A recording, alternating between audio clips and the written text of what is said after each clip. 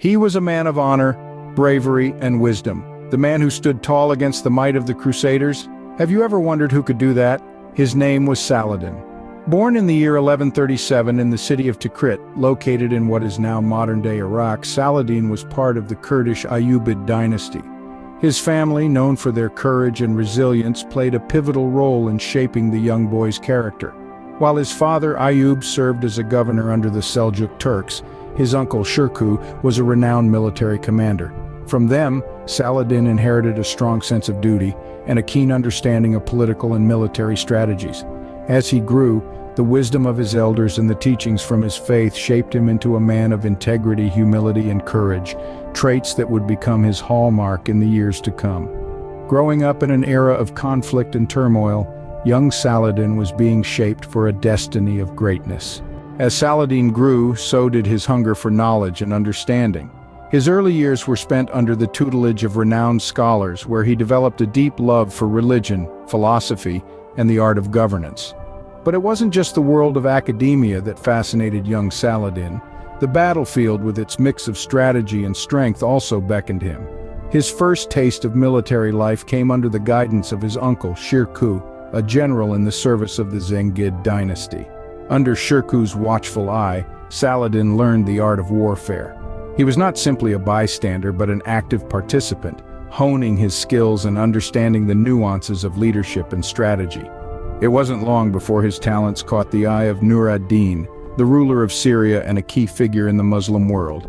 Saladin was appointed as the vizier of Egypt, a role that required diplomatic finesse and administrative acumen. It was here that Saladin truly began to shine. In Egypt, he was more than a military leader. He was an administrator, a reformer, a visionary. His policies brought stability and prosperity, earning him the respect and admiration of his subjects. His reputation as a just and competent leader began to spread, reaching far beyond the borders of Egypt. Meanwhile, in Syria, the death of Nur ad-Din left a power vacuum that Saladin was quick to fill. He unified Egypt and Syria under his rule, a feat that hadn't been achieved in over a century. This wasn't just a military victory, but a strategic one, strengthening the Muslim front against the Crusaders. Saladin's rise to power was not just about conquest. It was about uniting people, about building a society based on justice and respect, about leading by example. His rule was marked by tolerance and inclusivity, qualities that were rare in those turbulent times. With each passing year, Saladin's reputation grew, his influence spreading across the lands. He was no longer just a leader, but a symbol of unity and strength, a beacon of hope for a people yearning for peace and prosperity. In 1174, a new chapter began for Saladin, a chapter of leadership and power. Saladin, known in his homeland as Salah ad-Din Yusuf ibn Ayyub, found himself ascending to a position of significant authority when he became the Sultan of Egypt and Syria. This was no easy feat, for the path to power was fraught with challenges and political maneuvering. But Saladin was not one to shy away from adversity. He was a man of courage, of conviction, and of cunning strategy. His political acumen was as sharp as his sword.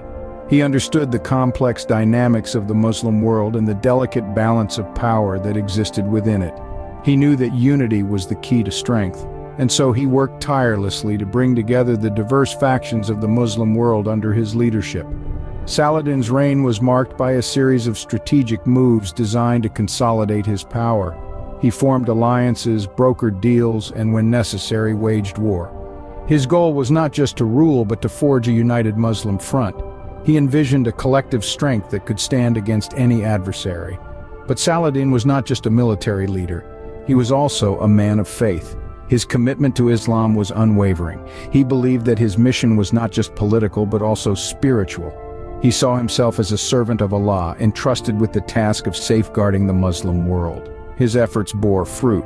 Under his leadership, the Muslim world saw a period of unity and strength that had been absent for decades.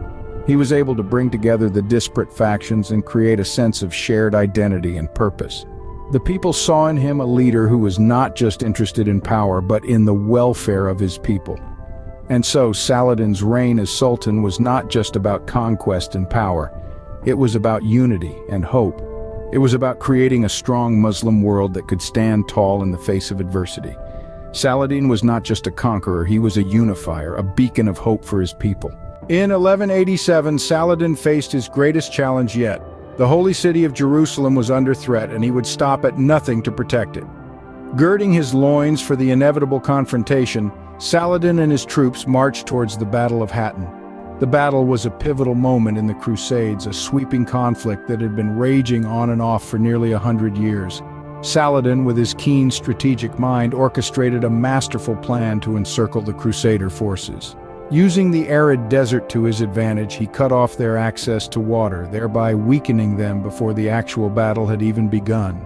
The day of the battle dawned hot and dry, the desert sun beating down on the weary Crusaders. Saladin, his forces refreshed and ready, launched an attack that would become the stuff of legends.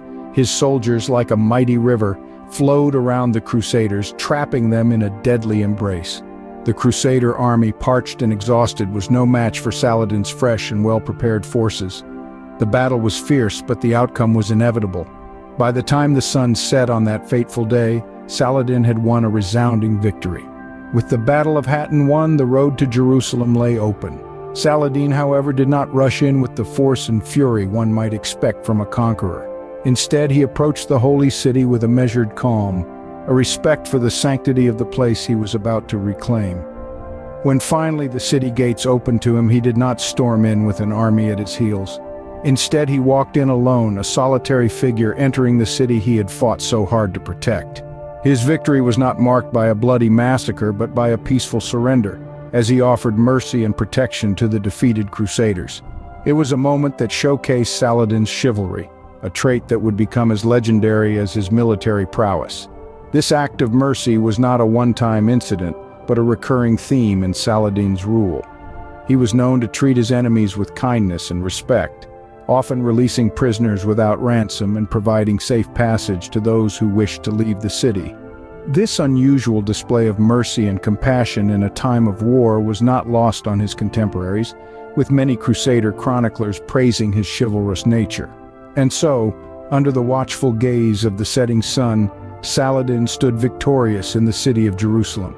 He had not just won a city, he had won the respect and admiration of friend and foe alike. His victory was not just a military triumph, but a triumph of the human spirit, a testament to the power of chivalry, compassion, and strategic brilliance. With Jerusalem back under Muslim control, Saladin had etched his name into the annals of history. Saladin's tale did not end with his death in 1193. His legacy lived on, resonating through the ages. The man who was born in a humble household rose to power through sheer will and strategic brilliance, left an indelible mark on history that transcends borders and cultures. Saladin's influence on subsequent rulers was profound. His principles of justice, mercy, and respect for all people, regardless of their faith or origin, became a beacon that enlightened many who ascended to power. His grandeur and astuteness were not only admired by his contemporaries, but also emulated by the leaders who came after him.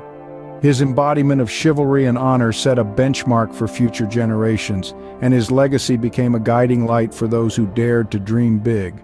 But the echo of Saladin's life is not confined to the annals of power and politics. His tale has been intricately woven into the fabric of literature, art, and popular culture. From medieval chronicles to modern novels, from grand operas to blockbuster movies, the story of Saladin has been told and retold, captivating audiences across the world. His character has been portrayed in myriad ways: a noble adversary, a wise ruler, a valiant knight.